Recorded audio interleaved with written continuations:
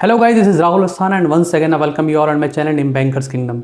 दोस्तों, आज मैं बात करने वाला हूं आईबीपीएस आरआरबी स्केल 2 स्केल 3 की एलिजिबिलिटी के बारे में। ये वीडियो उन सभी लोगों के लिए बहुत ज़रूरी है जो लोग भी स्केल 2 या स्केल 3 की प्रिपरेशन करना चाहते हैं या शुरू कर चुके हैं। बेसिकली आपको मेरे चैनल पे ही या बहुत सारे चैनलों पे एलिजिबिलिटी के बारे में बहुत सारे वीडियोस मिल जाएंगे।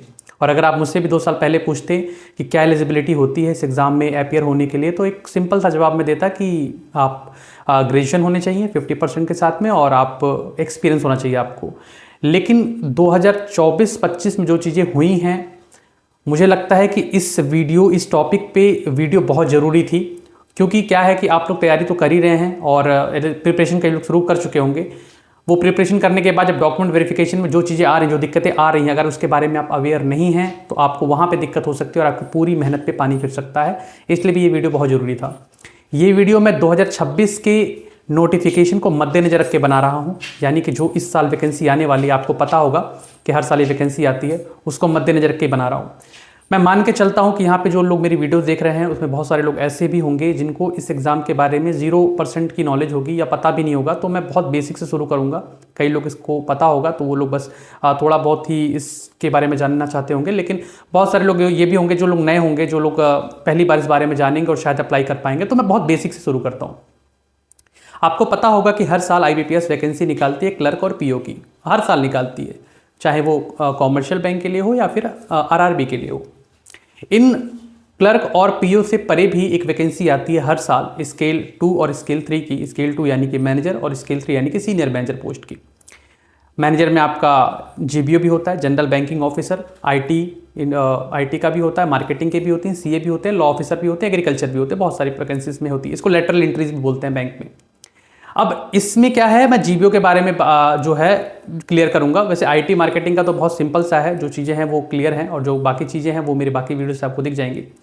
तो JBO और स्केल 3 को ही कवर करता हूं कि क्या इसमें क्या चेंजेस आए हैं और बैंक क्या IBPS क्या क्या चेंजेस इसमें ला रहा है। देखिए, हर साल वैकेंसी आती है, नो डाउट, 250, 300, 400, 500 ऐसी वैकेंसीज आती रहती हैं। जैसे कि आपको पता होगा कि PO में अगर आप IBPS RRB की तैयारी कर रहे हैं तो जो PO का सिलेक्शन होता है वो आपके स्टेट लेवल पे ही होता है, स्टेट में ही आपको पोस्टिंग दी जाएगी। स्केल 2 स्केल 3 में ऐसा नहीं होता है। स्केल 2 स्केल 3 में जो आपकी पोस्टिंग होती है पूरे ऑल ओवर इंडिया में होती है, 2 स्टेट को छोड़कर। ऑब्वियस सी बात है, जहाँ पे RRB है ही नहीं, गोवा एंड सिक्किम की बात कर रहा हूँ, वहाँ पर नहीं है। इन दोनों स्टेट के अलावा आपकी जो सिलेक्शन है वो किसी भी स्टेट में हो सकती है अकॉर्डिंग टू योर प्रेफरेंस। जब आप फॉर्म फिल करते हैं तो प्रेफरेंस मांगा जाता है कि आपके नंबर के अकॉर्डिंग आपको कौन कौन सा बैंक अलॉट हो। खैर, हर साल वैकेंसी आती है। इस वैकेंसी को अप्लाई कौन कर सकता है, कौन इस वैकेंसी के लिए एलिजिबल है? तो सबसे पहले बात करते हैं एज की। देखिए, स्केल 2 की बात करूँ, general banking officer, agriculture, marketing, CA, इन सब की बात करूँ तो आपकी एज जो होनी चाहिए वो 21 साल से लेकर 32 साल की होनी चाहिए एज पर जनरल कैटेगरी।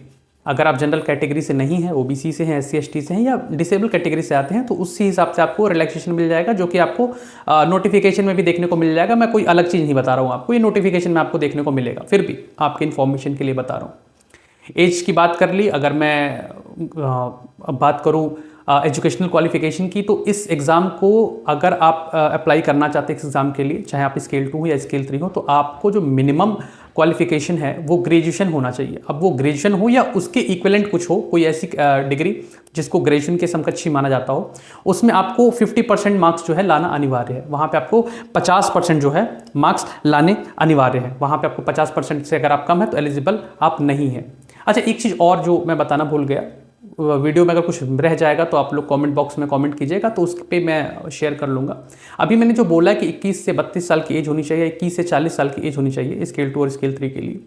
बहुत सारे सवाल ये आते हैं कि स्केल 2 ये जो 32 साल आप बोल रहे हैं सर, ये 32 साल कब कंसिडर किया जाएगा, या स्केल 3 का 40 साल कब कंसिडर किया जाएगा? मान लीजिए हर साल वैकेंसी आती है, जून में वैकेंसी आती है। इस बार जो होगा वो वैकेंसी जून में नहीं आने के चांसेस है, वो वैकेंसी आपके सितंबर में शिफ्ट हो सकती है। उसका कारण ये है, पिछले साल मैंने इस पर एक वीडियो बनाया था कि जो वित्त मंत्री हमारी हैं उनका ये कहना है कि RRB में लोग ज्वाइन कर लेते हैं, पहले उनका रिजल्ट आ जाता है और जैसे ही कॉमर्शियल बैंक का रिजल्ट आता है लोग RRB से स्विच करके कॉमर्शियल बैंक में चले जाते हैं, और जिससे RRB की वैकेंसीज वैकेंटी रह जाती हैं जो भर नहीं पाती हैं। तो उन्होंने ये सुझाव दिया कि जो है पहले कॉमर्शियल बैंक से रिजल्ट जारी कर दिया जाए और लास्ट में RRB के रिजल्ट जारी किए जाएँ। तो आपने देखा होगा जो पिछले साल का रिजल्ट आया काफ़ी लेट आया है, कारण यही था कि बाकी सारे बैंकों के रिजल्ट निकाल दिया जाए, उसके बाद हम इसको आराम से निकालेंगे।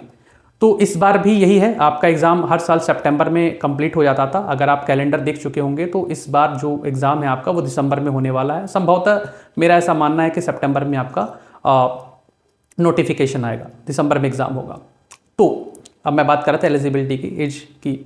एज आपकी 32 साल या 40 साल कम मानी जाएगी मैक्सिमम। मान लेते हैं, एक एग्जांपल आपको दे रहा हूँ, 1 सितंबर को आपका एप्लीकेशन आ जाता है, नोटिफिकेशन आ जाता है स्केल 2 स्केल 3 के लिए, और उसकी जो लास्ट डेट होती है वो ये कहता है नोटिफिकेशन कि आप 30 सितंबर तक, इसकी लास्ट डेट है, 30 सितंबर तक आप इस फॉर्म को फिल कर सकते हैं। इसका मतलब ये हुआ कि आपकी जो 32 साल या 40 साल की कैटेगरी वो 30 सितंबर तक कंप्लीट, मतलब 30 सितंबर से पहले पहले तक जो है कंप्लीट नहीं होनी चाहिए, 30 सितंबर तक आपका कंसिडर किया जाएगा।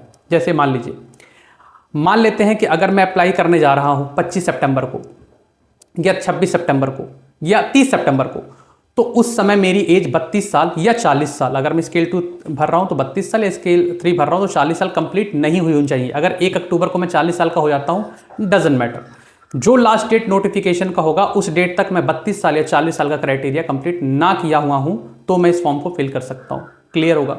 यानी कि लास्ट डेट तक ही आपका एज कंसिडर किया जाएगा। उस डेट के अगले दिन भी अगर आप मान लेते हैं कि वो होते हैं कि 40 साल के हो जाते हैं या 33 साल के हो जाते हैं, उस डजंट मैटर। ठीक है, ये चीज़ें कंप्लीट हो गई। अब एक और चीज़ है कि ये जो वैकेंसी आती है इसमें कौन फिल कर सकता है। कई सारे लोग कहते हैं सर पीओ भी भर लेते हैं, ये नहीं होता ऐसा।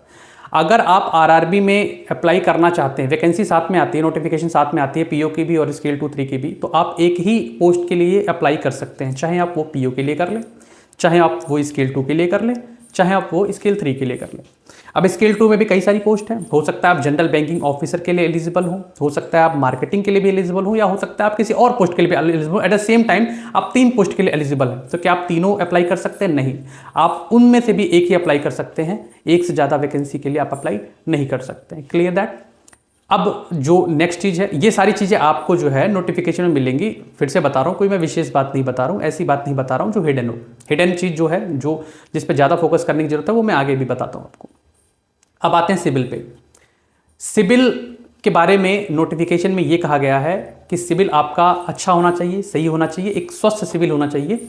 अब ये उसमें लिखा हुआ है नोटिफिकेशन में कि ये स्वस्थ सिविल या आपका जो अच्छा सिविल, ये आरआरबी डिसाइड करेगा, कंसर्न आरआरबी जिसमें आप सेलेक्ट होंगे कि आपका सिविल अच्छा है या नहीं है।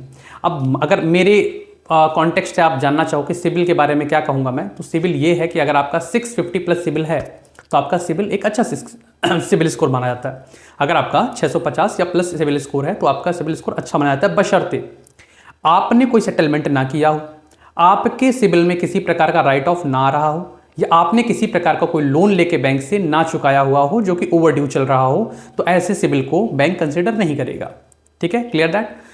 यानी कि अब आपका सिविल भले ही 750 क्यों ना हो, किसी भी कारण से 750 पहुंच गया हो और उसमें एक राइट ऑफ आ रहा है, आपने एक लोन लिया, उसको सेटल कर लिया। सेटल का मतलब आप लोग को पता होगा कि लाख रुपए लेके आप चुका नहीं रहे हैं, या जितने भी आपने अमाउंट लिए चुका नहीं रहे हैं, लास्ट में बैंक आपको ऑप्शन देता है वन टाइम सेटलमेंट का कि भैया लाख रुपये बन रखे हैं तुम्हारे, तुम 10,000 दे दो, हमारा भी पीछा छूटे, आप भी खुश रहो। आपने दे दिया खुश होकर कि लाख रुपए के बदले 10,000 रुपये दे रहे हैं, वो आपके सिविल में अपडेट हो जाता है राइट ऑफ करके, सेटल्ड करके।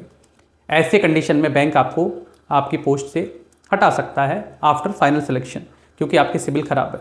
अब बैंक ऐसी जगह है जहाँ पे सिविल बहुत मैटर करता है। आप कस्टमर के सिविल के हिसाब से आपको लोन दे रहे हैं, उसको लोन दे रहे हैं, तो खुद का सिविल अगर खराब होगा तो बैंक आपको कैसे हायर करेगा। Clear that?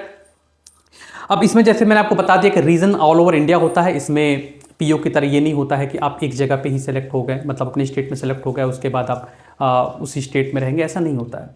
आप इस एग्ज़ाम में प्रेफरेंस देंगे, जो भी 28 आरआरबीज़ हैं उन पे आप प्रेफरेंस देंगे कि मेरा सबसे पहला प्रेफरेंस सपोज उत्तर प्रदेश ग्रामीण बैंक, दूसरा है कोई जैसे हरियाणा दे दिया, तो उस आपका नंबर जितना आएगा उस हिसाब से आपको आरआरबी अलॉट की जाएगी। ठीक है, मान लेते हैं, अब एक एग्जांपल दे रहा हूँ, यहाँ पे बहुत कन्फ्यूजन होता है, एक एग्जांपल से समझाता हूँ आपको। मान लेते हैं आपने सबसे पहला प्रेफरेंस दिया है उत्तर प्रदेश ग्रामीण बैंक, और उत्तर प्रदेश ग्रामीण बैंक में 10 लोगों ने आपके साथ में अप्लाई किया है, और उत्तर प्रदेश में वैकेंसी सिर्फ 5 है, 5 वैकेंसीज है उत्तर प्रदेश ग्रामीण बैंक में, और 10 लोगों ने अप्लाई किया है। अब उन 10 लोगों में टॉप के जो 5 होंगे वो उत्तर प्रदेश ग्रामीण बैंक में जाएंगे। ठीक है, राइट? और जो बाकी के बचे हुए 5 लोग हैं उनको सेकंड प्रेफरेंस पे कंसिडर किया जाएगा। फिर सेकंड प्रेफरेंस में भी ये देखा जाएगा कि कितने लोगों ने अप्लाई किया था और उन अप्लाई किए हुए लोगों में से जितनी वैकेंसी है उस वैकेंसी को कितने लोग भर पा रहे हैं, यानी टॉप से लिस्ट बनाई जाएगी मेरिट, फिर वो सेकंड में जाएंगे, फिर आप थर्ड पे कंसिडर किए जाएंगे। तो इस तरह से पैटर्न चलता है। एक बार आपका सिलेक्शन हो गया जिस भी आरआरबी में, आपको उस आरआरबी को ज्वाइन करना पड़ेगा। कोई इसमें नेगोशिएशन नहीं होता है, या कोई आप ये कहें कि भाई मैं उत्तर प्रदेश में मैं सिलेक्शन हो गया, किसी का वेस्ट बंगाल में हुआ तो वेस्ट बंगाल वाले को यहाँ बुला लूँ, अपने को चल वहाँ चला जाऊँ, ऐसा कुछ नहीं होता है। Provisional allotment is the final allotment, जिस पे कोई भी जिरह या यूँ कह सकते हैं बहस आप नहीं कर सकते हैं। IBPS आपको मौका ऐसा नहीं देगा, जो बैंक अलॉट होगा वहाँ पे आपको ज्वाइन करना पड़ेगा। अब ये सब मैं क्यों बता रहा हूँ, बहुत सारे लोग ये वीडियो देख रहे होंगे, सोच रहे होंगे मैं इतना ज्ञान क्यों दे रहा हूँ। देखो भाई, ऐसा है कि पिछले 5 सालों से लगातार मैं IBPS RRB में काम कर रहा हूँ एज एन स्केल 2। इस एग्ज़ाम को मैंने 4 बार निकाला हुआ है। पंजाब ग्रामीण बैंक मेरी पहली वैकेंसी थी, पंजाब ग्रामीण बैंक मेरा पहला प्रेफरेंस भी था, और पंजाब ग्रामीण बैंक में ही मैंने लगभग 4 साल काम किया है। इन बिटवीन मैंने झारखंड ग्रामीण बैंक भी निकाला, स्केल 3 के लिए भी गया हिमाचल में, वहाँ भी मैंने स्केल 3 निकाला था, बट मैं गया नहीं क्योंकि वो काफ़ी दूर था मेरे घर से। मेरा जो होम स्टेट था उत्तर प्रदेश, मुझे यहाँ आना था। लास्ट ईयर मेरा सिलेक्शन प्रथमा यूपी ग्रामीण बैंक में हुआ, मर्जर से पहले जो हुआ था बड़ौदा के साथ में, बड़ौदा उत्तर प्रदेश ग्रामीण बैंक के साथ में। अब मैं इस समय उत्तर प्रदेश ग्रामीण बैंक में मैनेजर हूँ, तो बहुत करीब से इस वैकेंसी को मैं देख रहा हूँ, समझ रहा हूँ, और वही एक्सपीरियंस आपको शेयर कर रहा हूँ। तो मैंने आपको एलिजिबिलिटी ऑलमोस्ट बता दी है। एग्जाम का पैटर्न आपको पता है कि 2 इसके वो होते हैं, फेज होते हैं, एक होता है रिटन और एक होता है इंटरव्यू। रिटन में आपके 5 सब्जेक्ट आते हैं, मैथ, रीजनिंग, हिंदी या इंग्लिश, दोनों में से एक आपको देना होगा। फाइनेंशियल अवेयरनेस, करंट अफेयर नहीं, फाइनेंशियल अवेयरनेस, और एक आपका आता है हिंदी तो बता दिया आपको, कंप्यूटर आता है, ठीक है। अब जो सबसे इंपॉर्टेंट चीज़ है, जो जानने वाली बात है, उस पर बात करते हैं कि इस वैकेंसी में वो लोग जो अप्लाई कर रहे हैं, मैंने बताया कि उनकी एज 21 से 32, 21 से 40 साल होनी चाहिए, या एजुकेशन क्या होनी चाहिए। एक्सपीरियंस भी मांगा जाता है। एक्सपीरियंस किस बात का? अगर आप जनरल बैंकिंग ऑफिसर के लिए अप्लाई कर रहे हैं तो आपको 2 साल का फाइनेंशियल इंस्टीट्यूशन में या फिर किसी बैंक में एज एन ऑफिसर का एक्सपीरियंस होना चाहिए स्केल 2 के लिए। स्केल 3 की बात करूं तो ये एक्सपीरियंस 5 साल का होना चाहिए, चाहे वो बैंक में हो या किसी फाइनेंशियल इंस्टीट्यूशन में हो। अब फाइनेंशियल इंस्टीट्यूशन का मतलब क्या है, यहाँ पर मैं किस फाइनेंशियल इंस्टीट्यूशन की बात कर रहा हूँ। एक छोटा सा शहर है, उस शहर में कंपनी खोली गई है, कंपनी को रजिस्टर्ड किया गया है, मुश्किल से 10 लोग वहाँ पे काम कर रहे हैं, उसको आप फाइनेंशियल इंस्टीट्यूशन नहीं बोल सकते हैं। ऐसी कंपनी जो एक रेप्यूटेड कंपनी हो, जिसका एक ऑल ओवर इंडिया में नाम हो, जो एक सिर्फ सीमित क्षेत्र में ना काम कर रही हो, उसको हम फाइनेंशियल इंस्टीट्यूशन में काउंट करेंगे। और बैंक का तो आपको पता ही है, बैंक में तो सारे बैंक आ जाते हैं, चाहे वो प्राइवेट के हो चाहे गवर्नमेंट के हो। इसमें प्राइवेट वाले भी अप्लाई कर सकते हैं, अगर आप प्राइवेट में भी जॉब कर रहे हैं तो आप यहाँ पे अप्लाई कर सकते हैं, ठीक है। तो मैंने बात कर ली यहाँ पे कि प्राइवेट वाले भी अप्लाई कर सकते हैं, गवर्नमेंट वाले भी अप्लाई कर सकते हैं। स्केल 2 के लिए 2 साल का है, स्केल 3 के लिए 5 साल का है, और अगर मार्केटिंग की बात करूँ वहाँ पे 1 साल का है। एग्रीकल्चर के लिए भी 1 साल का एक्सपीरियंस मांगा जाता है। हाँ, लॉ के लिए 2 साल का एक्सपीरियंस होना चाहिए, वो आप नोटिफिकेशन में देख सकते हैं, आपको नोटिफिकेशन में दिख जाएगा। अब पिछले 2 सालों में क्या हुआ है कि बहुत सारे लोग जो रिटन एग्जाम क्लियर करके जब इंटरव्यू में जा रहे हैं तो वहाँ पे उन्हें बाहर कर दिया जा रहा है। बहुत सारे कारण दिए जा रहे हैं। कारण पहला ये है कि भैया आप तो ऑफिसर हैं, लेकिन ऑफिसर साबित कीजिए कि आप हैं। दूसरा, आप ऑफिसर तो हैं लेकिन आप चेकर नहीं, आप तो मेकर हैं, ठीक है। ये सारी दिक्कतें आ रही है, और खासकर पे 2 जगहों पे बहुत ज़्यादा सुनने को आया है, जिसमें से एक उत्तर प्रदेश का लखनऊ सेंटर रहा है, और एक राजस्थान की बात करूँ जयपुर का सेंटर रहा है। यहाँ पे 2 जगहों पे काफ़ी ज़्यादा परेशान किया गया। हालांकि जो हमारा नोटिफिकेशन कह रहा है वो ये कह रहा है कि एज एन ऑफिसर होने चाहिए। तो ऑफिसर का मतलब है, ऑफिसर अगर आप मेंशन्ड है तो आप उस चीज़ के लिए एलिजिबल हैं। अब इस पर मैं अगर मेरा पॉइंट ऑफ व्यू बात करोगे तो क्या करना चाहिए आपको। देखिए, अगर आप किसी भी फाइनेंशियल इंस्टीट्यूशन में या बैंक में एज एन ऑफिसर काम कर रहे हैं, ऑफिसर मतलब आपको पता है कि आप ऑफिसर हैं। जैसे प्राइवेट बैंकों में कैशियर को कैश ऑफिसर बोला जाता है, वो ऑफिसर कंसिडर नहीं किया जाएगा, ठीक है। ऑफिसर आप काम कर रहे हैं कि आप जैसे मान लीजिए सेल्स ऑफिसर थे, आजकल उसमें भी दिक्कतें हो रही है कि भाई सेल्स ऑफिसर थे तो उसको ऑफिसर कंसिडर किया जाएगा नहीं किया जाएगा। इसके लिए मेरा एक सलाह ये है कि आप कभी भी उत्तर प्रदेश या राजस्थान से फॉर्म ना भरें। आप जब भी फॉर्म भरते हैं तो किसी अदर स्टेट का सहारा लें, जैसे पंजाब से भर ले या किसी अदर स्टेट से भर ले, जहाँ पर ये चीज़ें इतनी मैटर नहीं की जाती है। एक सबसे इंपॉर्टेंट चीज़ है कि अगर आप फॉर्म फिल करना चाहते हैं इसका, तो आप अपने इंस्टीट्यूशन एक्सपीरियंस लेटर पहले ही बनवा लें। पहले मतलब जॉब प्रोफाइल पहले निकलवा लें। आप वहाँ उस जिस संस्था में काम कर रहे हैं, उस संस्था में आपका काम क्या है उसको जॉब प्रोफाइल बोलते हैं। आजकल जॉब प्रोफाइल भी मांगी जा रही है इंटरव्यू में, वो जॉब प्रोफाइल आपकी होनी चाहिए। उस जॉब प्रोफाइल से पता चल जाएगा कि जो आप काम कर रहे थे वो एज एन ऑफिसर कर रहे थे या एज एन क्लर्क की कैटेगरी में आएगा। वहाँ से आप प्रूव कर सकते हैं, ठीक है। एक्सपीरियंस लेटर जब डीवी आपका होगा, जब आप रिटर्न क्लियर कर लेते हो और इंटरव्यू के टाइम पे आपको बुलाया जाएगा, तो वहाँ पे आपसे एक्सपीरियंस लेटर मांगा जाएगा आपके ऑर्गेनाइजेशन का, जिस भी ऑर्गेनाइजेशन में आप काम कर रहे हैं। तो उस ऑर्गेनाइजेशन का एक्सपीरियंस लेटर आप उसी समय लीजिएगा, अभी लेने की कोई आवश्यकता नहीं है। लेकिन जॉब प्रोफाइल आप पहले ही निकलवा लीजिए कि आपकी जॉब प्रोफाइल, जितने भी एंटायर ड्यूरेशन आपने काम किया हुआ है उसका जॉब प्रोफाइल क्या है, आप किस पोस्ट पे काम कर रहे थे, आपके क्या सारे काम थे जो आपको दिया गया था, साइन किया गया था, वो डिसाइड कर देगा कि आपका काम ऑफिसर का था कि नहीं था। ठीक है, यहाँ पे मैंने आपको बता दिया कि एक्सपीरियंस लेटर आपको जो है एग्ज़ाम के बाद ही लेना पड़ेगा, जब आपका एग्ज़ाम कंप्लीट हो जाएगा और जब आपका इंटरव्यू के टाइम पे आपको लेना पड़ेगा। अब एक चीज़ और आती है कि कई सारे लोग ये कह रहे हैं कि सर मैंने जॉब छोड़ दिया है और अब मैं खाली बैठा हूँ, कुछ कर नहीं रहा हूँ, या जॉब छोड़, मुझे 1 साल का एक्सपीरियंस एक अदर बैंक का है या 2 महीने का एक्सपीरियंस एक अदर इंस्टीट्यूशन का है, मतलब कई सारे एक्सपीरियंस मिला के मेरे 2 साल हो रहे हैं, कई सारे 5-6 कंपनियों में मैंने काम किया है। देखिए, आपका 2 साल का एक्सपीरियंस मैटर करता है, आप 36 कंपनियों में काम करके आए हो, 36 बैंक में काम करके आए हो, डजंट मैटर। आपने एक कंपनी में काम किया, आप 6 महीने घर बैठे थे, 1 साल घर बैठे थे, उसके बाद आपने दोबारा एक्सपीरियंस लिया, वो दोनों एक्सपीरियंस मिला के 2 साल के हो रहे हैं, डजंट मैटर। आपने एक ही कंपनी में 2 साल या 4 साल 5 साल काम किया, उसके बाद आप खाली बैठे हुए कुछ नहीं कर रहे हैं, आपको इस एग्जाम का पता चला हमने भर दिया, डजंट मैटर। इससे आपकी एलिजिबिलिटी पे कोई असर नहीं पड़ेगा, इससे आपकी एलिजिबिलिटी पे कोई फर्क नहीं आएगा, आप इस एग्जाम को के लिए एलिजिबल है। बात रही इंटरव्यू, हाँ, इस चीज़ का एक इम्पैक्ट ये आएगा कि इंटरव्यू के टाइम पे वो एक निगेटिव इम्पैक्ट डालता है कि आपने 2 साल का एक्सपीरियंस आपने 4 जगहों से लिया हुआ है या आपने एक ही जगह से लिया हुआ है, आप 2 साल से घर बैठे हुए हैं, उसके लिए डिप्लोमेटिक जवाब देना होता है, जो मैं इस वीडियो में तो नहीं बता सकता। लेकिन हाँ, अगर 1 to 1 अगर आप मुझसे कभी बात करोगे तो मैं ज़रूर बताऊंगा, और बताया भी हुआ है और अच्छे नंबर मिले हुए हैं। लास्ट ईयर मुझसे कई लोगों ने पूछा भी कि सर मैंने फॉर्म फिल किया है और इस वजह से मैंने जॉब छोड़ दिया था। जाहिर सी बात है कि प्राइवेट में, खुल के बात करता हूँ, प्राइवेट में बहुत सारे प्रेशर होते हैं, दिक्कतें होती हैं, तो कई सारे लोग जॉब छोड़ देते हैं और फिर वो इस एग्ज़ाम के लिए तैयारी कर रहे थे कि अब वो ये तो नहीं कह सकते कि सर वहाँ प्रेशर था तो मैंने छोड़ दिया था। तो एक डिप्लोमेटिक जवाब देना होता है। उस डिप्लोमेटिक जवाब को अगर आप मुझे पूछेंगे, पर्सन टू पर्सन वेरी करता है, हर पर्सन को एक ही जवाब देने के लिए नहीं बोल सकता हूँ।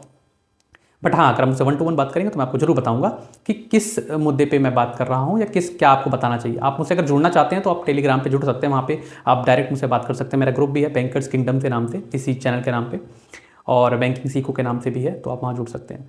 ठीक है, तो यहाँ पे मैंने आपको बता दिया कि एलिजिबिलिटी क्या है। आपका 2 साल का एक्सपीरियंस और 5 साल का एक्सपीरियंस होना चाहिए, और ये एक्सपीरियंस जो है आपका रिटर्न में होना चाहिए। आप कह दे सैलरी स्लिप ले जाऊं, आप कह दे फॉर्म 16 ले जाऊं, आप ज्वाइनिंग लेटर, ये सब काम नहीं करेगा मेरे दोस्त। आपको एक्सपीरियंस लेटर ले जाना पड़ेगा। तो जब भी आप इस एग्ज़ाम के लिए मतलब अप्लाई करें, तो मेरा ऐसा मानना है, मेरा ऐसा आप लोगों से रिक्वेस्ट है कि आप लोग अपने संस्था से, बैंक से, फाइनेंशियल इंस्टीट्यूशन से बात कर ले कि भाई मैं इस एग्ज़ाम के लिए अप्लाई करने जा रहा हूँ, आपसे एनओसी अगर लेना है तो ले लें। और जब मेरा अगर सिलेक्शन हो जाता है रिटर्न के बाद इंटरव्यू में, तो उस समय मुझे एक्सपीरियंस लेटर देने में दिक्कत मत कीजिएगा। एक चीज़ और भी है कि यहाँ पे एनओसी प्राइवेट वालों को लेने की आवश्यकता नहीं है, आप बिना बताए हुए फॉर्म फिल कर सकते हैं। अगर आपको एक्सपीरियंस लेटर दे दिया जाता है उस समय तो अच्छी बात है, और नहीं तो पहले ही बात कर लीजिए कि भाई मैं एग्ज़ाम फिल कर रहा हूँ, मुझे आवश्यकता पड़ेगी तो आप मुझे प्रोवाइड कर दीजिएगा। ठीक है, अगर आप इंटरव्यू में जाते हैं तो आपके पास में एक्सपीरियंस सर्टिफिकेट मस्ट है, सैलरी स्लिप, फॉर्म 16, जैसे कि मैंने बताया, ये सब कुछ काम नहीं करने वाला हूँ। एक्सपीरियंस सर्टिफिकेट में लिखा होगा कि आप एज एन ऑफिसर काम कर रहे थे, उसके साथ में एक जॉब प्रोफाइल जरूर लेके जाइएगा। एक सर्टिफिकेट आप बनवा लीजिएगा, हाथ पैर जोड़ के, जिस भी आप इंस्टीट्यूशन में काम कर रहे हैं। सरकारी वाले में तो कोई दिक्कत नहीं है, सरकारी वाले में तो क्लियर होता है, क्लर्क है तो क्लर्क है, वो एलिजिबल ही नहीं, और अगर ऑफिसर स्केल 1 है तो कोई रोक नहीं सकता है। प्राइवेट वालों के लिए बता रहा हूँ ये बातें कि अगर आप जा रहे हैं तो एक्सपीरियंस लेटर के साथ साथ जॉब प्रोफाइल लेके जाइएगा, और उनके यूँ दिखा दीजिएगा मुंह पे कि भैया मैं ऑफिसर था और ऑफिसर का ही काम कर रहा था, और मेरे जो काम थे वो ऑफिसर कैटेगरी में होती है। अगर आप इस चीज़ को कंफर्म करना चाहते हो तो आप हमारे संस्था से कंफर्म कर सकते हो।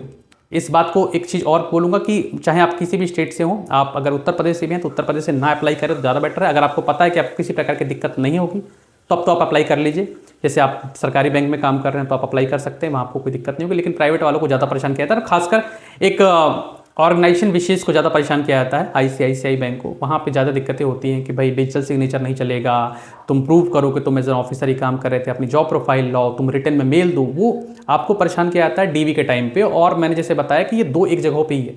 जैसे छत्तीसगढ़ की बात कर लूँ मैं, उत्तर प्रदेश की बात कर लूँ मैं, या राजस्थान की बात कर लूँ, यहाँ पे ज़्यादा दिक्कतें होती हैं। अदर देन दीज सेंटर्स मुझे ऐसी कोई विशेष दिक्कत नहीं हुई। मैं भी स्केल 2 सिलेक्ट हुआ था एक प्राइवेट बैंक में ही काम करके, बहुत स्मूथ डीवी हुआ था। उसके बाद जॉब किया मैंने, स्केल 3 निकाला पुराना एक्सपीरियंस लेके। हालांकि इस बार जो स्केल 2 निकाला था वो तो मेरे पास गवर्नमेंट का था, तो वहाँ पे तो कोई शक की बात बनती ही नहीं है। ठीक है, ये सारी आपकी एलिजिबिलिटी हैं, इससे आप इस एग्ज़ाम को फिल करने के लिए एलिजिबल हो जाएंगे। हम फिलहाल अप्रैल में हैं, ये वीडियो मैं अप्रैल में बना रहा हूँ।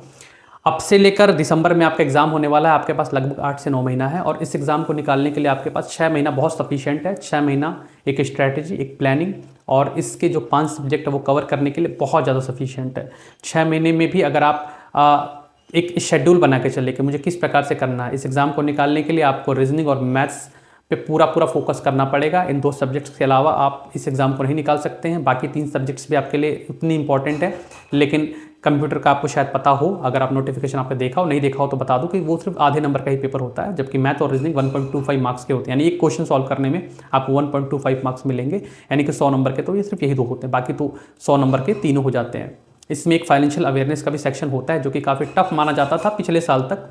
पिछले साल से ये जो भ्रम है, 2 साल से बेसिकली 2 साल से थोड़ा सा ईजी आ रहा है, 2 साल से भ्रम तोड़ा है IBPS ने। उसका कारण ये है कि इस सेक्शन को जो कवर करने के लिए बहुत कम समय दिया जा रहा है। उतने कम समय में लेंदी क्वेश्चंस, बड़े क्वेश्चंस, फंसाने वाले क्वेश्चंस IBPS पूछेगा ही नहीं, क्योंकि टाइम एक तो बहुत कम है, और एट द सेम टाइम जो लोग भी इस एग्ज़ाम के लिए जा रहे हैं वो लोग एक्सपीरियंस्ड लोग हैं, जॉब करने वाले लोग हैं। वो लोग इस एग्ज़ाम के लिए डेडिकेटेड होकर तैयारी नहीं कर सकते हैं, जैसा कि स्केल 1 वाले कर रहे हैं या क्लर्क कर रहे हैं। ठीक है, इस एग्ज़ाम को क्लियर करने के बाद अगर आप स्केल 2 क्लियर करते हैं GBO का, तो आपको मैनेजर मान लिया जाता है, और संभवतः 90% केसेस में आपको ब्रांच मैनेजर बना दिया जाता है। कुछ केसेस में आपको एडिशनल रखा जाता है, लेकिन कुछ समय के बाद वो भी आपको मैनेजर बना दिया जाता है, एक ब्रांच का ब्रांच मैनेजर बना दिया जाता है। स्केल 3 आप क्लियर करते हैं तो आप सीनियर मैनेजर बनते हैं, उसमें भी आप एक बड़ी ब्रांच के ब्रांच मैनेजर बन जाते हैं स्केल 3 ब्रांच के। उसी तरह मार्केटिंग का है तो मार्केटिंग से रिलेटेड डिपार्टमेंट के लिए आपको हेड बनाया जाता है। CA का है तो ऑब्वियस सी बात है वो आप RO या HO में ही रखे जाएंगे।